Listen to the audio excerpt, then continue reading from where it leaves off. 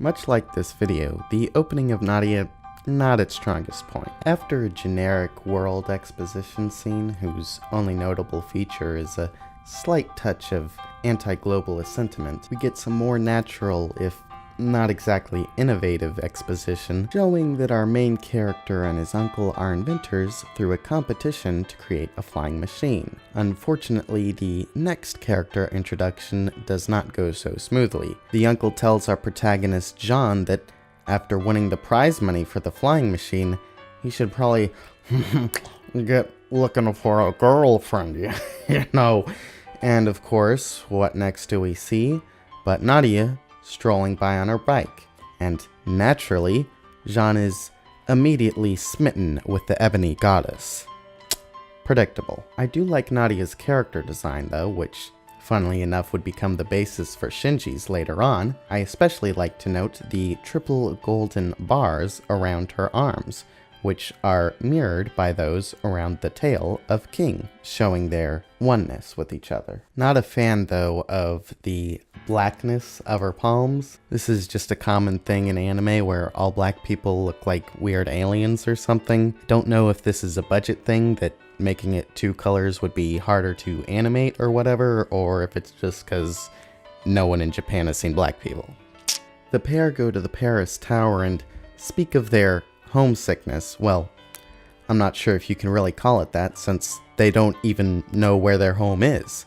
Presumably Africa or space, but for now it's a mystery to them. I like this conversation's location since it adds an irony that they're using such a big tourist draw to the country to look out over the horizon, scanning for some unknown place where they really want to be.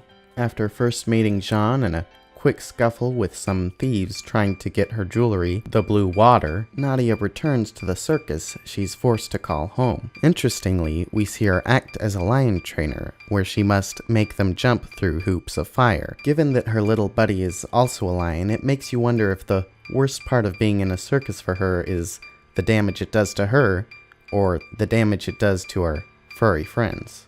As the superficial Grandis and her goons catch up to Nadia, we get a nice cartoony action scene with what seems to be a precursor to the Star Wars prequels. After narrowly escaping with the flying machine, our heroes are off on the sea to start a great new adventure. Episode 2 start. Nadia introduces Jean to her goal to see Africa to try and find her home, and the continent is described as so far and so big, which is a funny tacit acknowledgement that it's a continent. Throughout the episode, we get a running gag of Jean's inventions not quite working as intended, including a graveyard filled with broken down or failed planes of the past. I like how sort of innocent and loving that is, in a sense, where he's not using these inventions just as a means to an end, but he really does love these objects, and he'll go so far as to give them a proper resting space. The blue water begins to give off a glow, which, because of the contour of Nadia's boobs, turns into a heart shape, which is pretty funny. The next shot, then, is of Grandis's machine smashing down into the ground, the cut making it appear as though her vehicle has crushed Nadia's heart. Eventually, the kids escape once again, and like last time, Grandis compliments the children on their skill. This can be seen as part of her vanity in not wanting to accept that someone without talent could escape from her, or as foreshadowing that in later episodes she won't be such a bad guy. The escape sequence pays off the earlier failings of Jean's inventions by having him use another one of his planes, and since we've seen how much his other stuff can fail, who's telling what this one's gonna do? While they do eventually make it, the plane then later breaks down, so that the build-up doesn't just feel like a tension rise that goes unfulfilled. And since those scenes were funny and added character, it just feels natural that the plane should break down, rather than being something scripted in to keep the story going. Textbook screenwriting.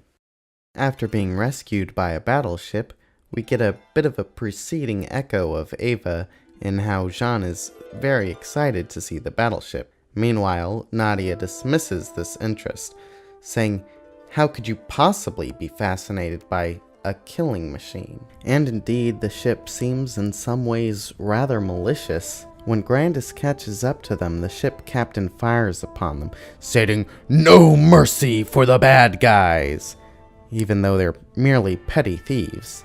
Jean, excited as he is about the battleship, says that he feels sorry for them, in some ways showing the hypocrisy of loving everyone and everything, even the killing machine and the bad guys it's attacking. Nadia is revealed to be vegetarian, though she, in the eyes of Jean, hypocritically feeds her cat with meat. The director Hideaki Anno has a history with vegetarianism, which somewhat ties into feelings of self-loathing he's had. Indeed, the privileging of King the Lion over Nadia herself goes beyond his carnivorous nature as a lion. When Jean and Nadia were trying to keep the plane afloat, the, quote, lucky cat was comfortable being protected from the elements. And also, remember the stuff I said about the circus? Get it now, get it? These vegetarian themes also obviously tying into the question of whether or not the battleship should be hunting down the sea monster that wrecks so many ships across the sea. This infamous sea monster is revealed to really be a ship as well, which adds a layer of irony both to the perspectives of the battleship crew, who view human life as superior to animals, and Nadia's, who saw the ship as a neutral creature, acting out of nature coded long before we humans walked the earth. Because it's humans. Episode 4 is where we get into what I like to call the real shit. We kick off with a carryover joke from last episode. Grandis asks, "Why am I so unlucky with men?" Meanwhile, Jean and Nadia wonder why they're so unlucky as to be stranded in the ocean. And while this is a silly contrast on its own, in some ways Grandis is lucky to be out in the water. In the last episode, upon seeing the sea beast, Captain Melville declares that Lady Luck is with his crew, but of course his ship gets sunk, and his captives are set free whilst declaring themselves, despite being set off to be in the same ocean as Jean and Nadia. Know what they say, out of the frying pan into the water. We also get a quick joke with John making a cat face, which on the sly compares him to King, another meat-eating companion of Nadia's. Eventually our protagonists are saved by the Nautilus, or sea beast as some would prefer. And after the water is flushed from the ship, we see droplets coming down from Nadia's hair on the right side of the screen. Drip, drip, drip. Later in the episode, we then see a faucet on the right side of the screen. Drip, drip, drip. And this comes as Jean and Nadia speak about some behavioral or even philosophical differences with how they interact with people, and this instance in particular on the Nautilus. Nadia sees their welcomee Electra and the ship in general as suspicious, whereas Jean can only see how nice Electra's been, and the only sleuthing around the ship he'd want to do is out of the same curiosity that he had for the construction of the battleship. Nadia, of course, has no interest in this, seeing it as just another killing machine, and dismisses Electra's kindness as a front, something that people always do, and says that she hates adults, Jean stating that he hates no one. Her feelings are mirrored by the Nautilus's captain, Nemo, who states that he hates children upon hearing that he has 2 new members to his ship. Electra states that this hatred isn't merely for children, but for everyone. The exception might be him, since his name, not by birth but by preference, Nemo, means nobody. This ultimate clash between hating everyone and no one sets up a high hurdle for the characters to cross. In a lot of ways, Nadia is right to be suspicious of the Nautilus, but in her indiscriminatory spraying of distrust, she closes herself off from the connection that John is trying to form with her. He sees both Nadia and the ship as opportunities to explore something wonderful, big, with so many mysteries and secrets and wonderful things it would probably take forever, if not longer, to discover them all. He'll explore right down to the way that secrets drip out from the faucet, right down to the way that water glistens in her hair. Now, I'm sure Nadia doesn't appreciate being compared to the killing machine right down to the kitchen sink, even if she does it with everyone else. But it is inescapable. Even her name is very similar. Nadia, Nautilus. Nadia, Nautilus. Nadia, Nautilus. This is taken even further in Anno's next anime, where the characters' family names are all based off of old warships, highlighting their function as pieces within Nerf's war with the Angels. Speaking of Eva and names, the Electra complex serves as a sort of reverse to the Oedipus complex. And while I don't know if the character Electra has anything to do with that, Ritsuko, who's compared to her in Rebuild of Evangelion, most certainly does have an Electra complex. If you haven't figured it out yet, the live analysis means I have no script for this, though I do have some notes, and that I've only seen up to the first 14 episodes, and the first 6 twice. So I may or may not say or predict some wrong things. This shot composition with Nemo and Electra is also paralleled elsewhere within the show. Also, maybe Gunbuster. But if I try to point out all the things that are referenced in this show or reference this show, I'm gonna be here forever. Even just going through all the similarities and differences between this and Jules Verne's novel 20,000 Leagues Under the Sea, as well as the rest of his books, would be a massive undertaking. Like how in that book, the Nautilus's food is supposed to be good,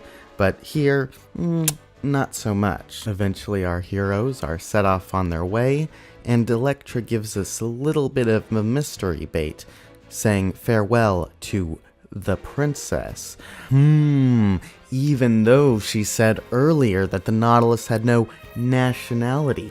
I suspect she's really from the Sea Kingdom, and Nemo is her mother!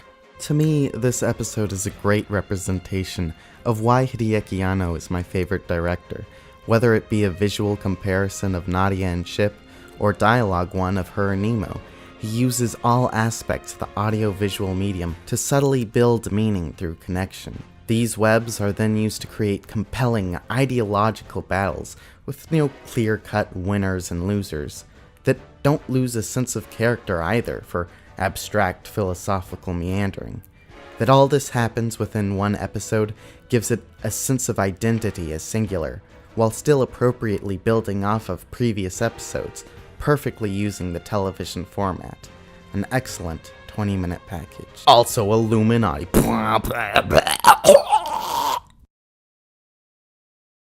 Episode 5 kicks off with Grandis once again questioning why she's so unlucky when it comes to men, and, appropriately, our heroes crash once more immediately after, now stranded on an island rather than the ocean. The propeller lands in a cross. Incidentally, it then makes its own grave, in a similar fashion to the ones Jean built for past planes. Jean also describes flying as romantic, adding to the reason why he would have built such graves in the first place. When they were stranded last time, the two humans were separated from each other and King, first finding each other and later the cat. The same pattern occurs here, but the steps of connecting Jean and Nadia and them and King take longer. A heightening of temporal tension as compared to last time. We get some more classic cross imagery as Jean and Nadia come across Mary, whose parents have just recently died. In the episode, we get shots of a candle, lantern, and light bulb taking up the foreground of the scene, all of which notably go in and out of focus. The candle, the lowest technologically, is used by the commoners along the island. The lantern is used by young inventor John, and the light bulb is used by the mysterious, colorful KKK that's running the place. This creates a sort of technological power level to show where Jean is at compared to his newfound competitors. though it should be noted that these shots are also occasionally intercut with the moon or the sun, showing a natural source of light. Sometimes it's explicitly shown to be a stronger force, such as this shot where the moon's reflection is bright, but these pieces, reminiscent of tribal lamps, are A, broken, and B, in the reflection are just black, since it's not actually a fire but a optical illusion, so to speak. This furthers themes of man versus nature, which we saw pop up earlier with vegetarians and the sea beast, which upon exiting in the last episode, Nadia makes note that she can see the sun again, after being inside its artificial walls. The candle gives off their locations to the murderers of Mary's parents, and it's later determined that they can't just build a fire because they'll be caught once again by that light. But when they find a cave to hide in, instead of creating a traditional fire, Jean sets up his lantern. This perhaps could be seen as a revolutionary light then, one which neither illuminates the oppressors or gives details of the oppressed. However, I'm not sure if this good technology, bad technology idea is fully there, or if it really takes a backseat to the nature versus man themes. When burying Mary's parents, we get an intentional continuity error, where all these crosses appear to be of the same height, until the last one, where the middle cross is taller than the other two, perhaps just for aesthetic reasons, or maybe to more closely match Jesus and the two thieves.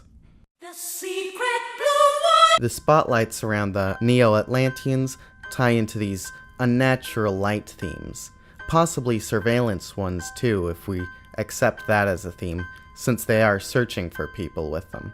Jean notes them, saying that even Paris wasn't this bright, showing that the Neo-Atlanteans have an unnatural amount of technological prowess, much like the crew of the Nautilus, who give Jean this flashlight, which, notably, compared to his own wind-up flashlight, works a tad bit better. Immediately after, we get some negative connotations towards electricity as they go through a cave of cables filled with electricity. Jean makes sure that Nadia doesn't touch any of these cables for her safety, and as he does, he points his light her way, which gives the appearance on the screen that she's already been shocked. So, the comparison between light and electricity that can literally kill you is complete. The rougher background art than usual in this scene also makes it visually appear somewhat similar to the opening narration, where we got some comments on the nature of growing industries. Elsewhere in the episode, we get mysterious-looking inventions, talks of a new man, and of course, reference to the Tower of Babel, perhaps the ultimate symbol for man getting a bit too big for his britches. Grandis has been put to work in slave labor under the Neo-Atlanteans, and her fat inventor goon says that it's ridiculous in this technological age that such manual labor would even have to be done. While this does work as a nice bit of comedy considering his character, it's important to note how this fits into the technological theme. And in the indoor part of this mining operation, there is sections which are fully automatic, which begs the question, is this slave labor for production, or merely to keep potential dissenters busy and weak? Finally, after some sleuthing, the blue water lets out the brightest light of all, showing that it's the most technologicals of all. Or it's like the sun, and it's nature and very powerful. I don't know yet. Haven't seen it all. Though this scene doesn't seem to take on too many positive connotations because, like the candle, this gets Jean and Nadia caught by the Neo-Atlanteans. And that's all I have to say about the first 6 episodes. Goodbye.